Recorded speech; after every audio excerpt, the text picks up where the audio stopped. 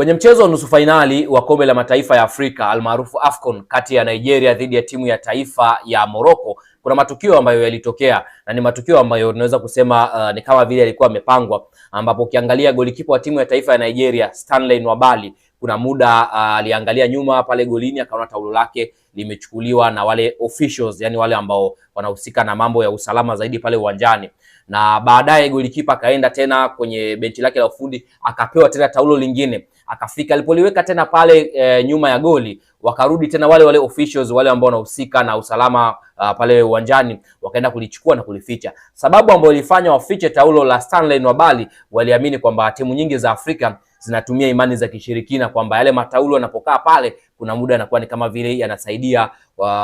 kuto kupoteza mechi, au kama vile yanakuwa yanazuia magoli. Kwa hiyo ndio walikuwa wanayatoa yale mataulo. Lakini kwenye mchezo pia wa fainali kati ya timu ya taifa ya Morocco, wenyeji wa michuano ya AFCON, dhidi ya Senegali, mabingwa wapya wa kombe la mataifa ya Afrika, tukio hili liliendelea tena ambapo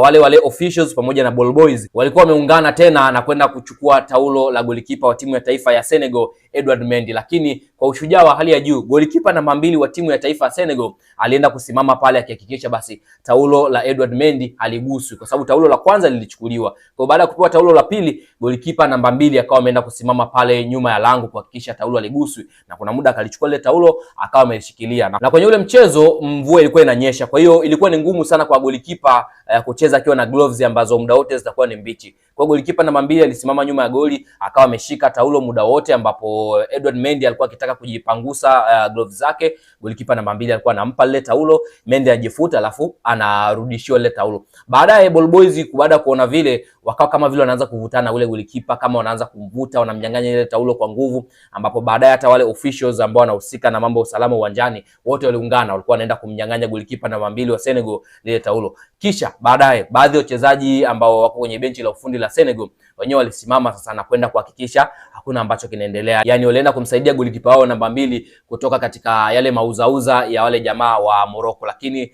mwisho wa yote walifanikiwa kushinda kwa bao 1-0, bao ambalo lilikuwa ni mojawapo kati ya mabao makali sana, ambapo ukiangalia katika mchezo huu ni kama vile Morocco walikuwa wameshakubali matokeo, lakini walikuwa wanaamini mchezo huu utaenda katika hatua ya penalty, kitu ambacho ilikuwa sahihi, ambapo hata muamuzi Jean-Jacques Ndala alikuwa kama vile anaonekana kwa upande wa timu ya taifa ya Morocco, ambapo katika michezo ambayo amechezesha Jean-Jacques Ndala, muamuzi kutoka Kongo, katika michezo hii ya AFCON, michezo mingi sana ametoa penalty na penalty nyingi sana zilikuwa zinafungwa. Lakini katika mchezo dhidi ya Senegal, penalty ambayo aliamuru ilipigwa na Brahim Diaz, lakini Edouard Mendy aliweza kudaka mpira ule na baadaye